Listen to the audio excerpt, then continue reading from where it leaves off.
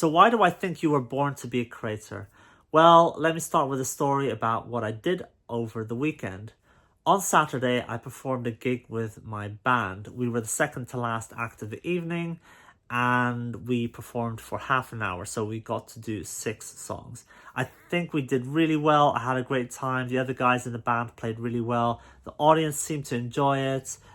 My friends who were there, they were singing and dancing along, and some people that had never seen us before, they come up to us afterwards telling us how much they enjoyed it. So it was a great success.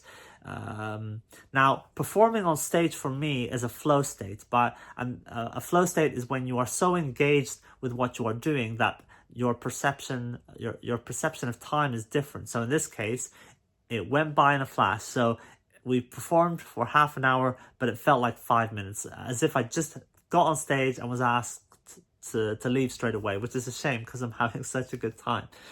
Now, after a gig, it sometimes strikes me how funny it is when I think about how much time and effort and money I put into being a musician for relatively little reward. And I mean that in a half-joking way, right? Because the reward is not just performing on stage, but it is funny when I think about how much time I put into learning to play the guitar and writing songs and rehearsing with a band, and then at the end of it, I get to perform for half an hour. And not only that, the half hour feels like 5 minutes. So in a way, am I shortchanging myself? Or what is the correct phrase?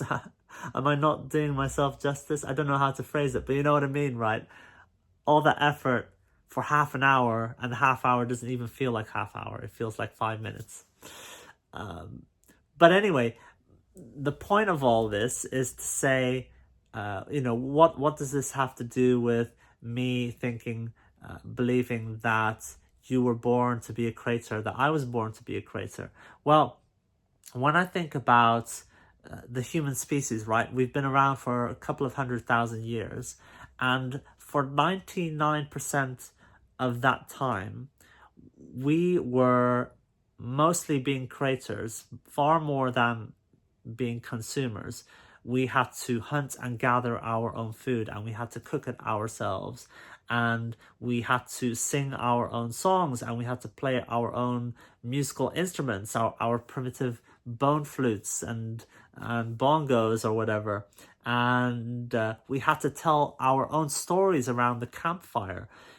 Now, through the miracle of technology, we can order food to our house. We don't even have to go to the shop. We don't have to cook it ourselves. It will be delivered to us. We have endless entertainment options at home. We can listen to infinite amounts of music, watch movies, shows, play games. We can just consume outside of our day job or our business if we do that kind of thing. Now, I'm not against watching a movie, listening to music. I do it. Like, I'm not I'm not against that, but I don't think it's healthy to as a human, right, just to have the balance of consumption versus creation skewed so heavily in one direction. Now, I get it, when we are working a long day at work, or some of us have to work nights, right? And it's really hot, you're sapped of mental and physical energy, and you just want to sit down, you just want to eat, and you just want to turn your brain off. You just want to give your body a rest. Don't get me wrong, I've been there. I still have times like that. So it's not, I'm not here to say that people should not have their creature comforts, as it were, to help them get through the week, through the month, etc. But as I said earlier, I think it is really important to set aside time for yourself to be a creator. I think that is the standard mode of being a human, right? That's how we were living for most of history. And by not doing that, I think I don't think it's good for the human spirit. Now, you can be a creator in many different ways, right?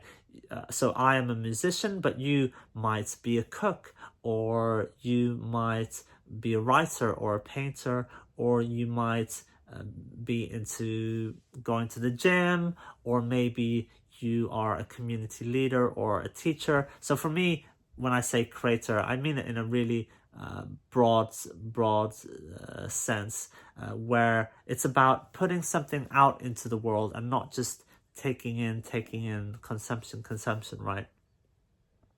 And even though there are times of flow, that flow state, for me, it's performing on stage, or perhaps when I'm deeply involved in writing a song. It's not to say that I'm always happy and enjoying the process. It's better to say that the entire process of being a musician is meaningful to me, and it is satisfying, but it's not always enjoyable. It's not always enjoyable to practice a scale or a new chord. It's not always enjoyable to go out on a rainy evening to a rehearsal studio for a couple of hours, but it's satisfying and it's meaningful. And I think when you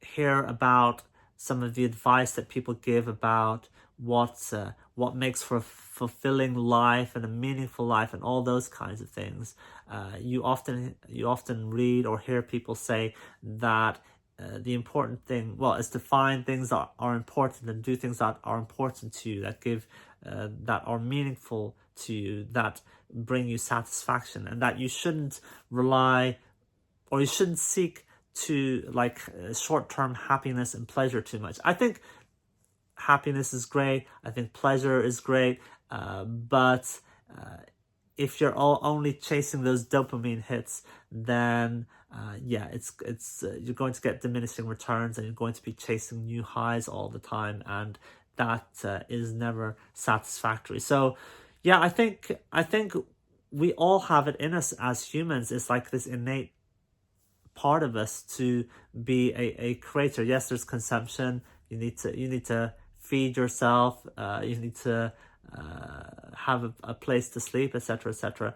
But once your basic needs are met, then I think it's really good for you to be a creator and put something out into the world.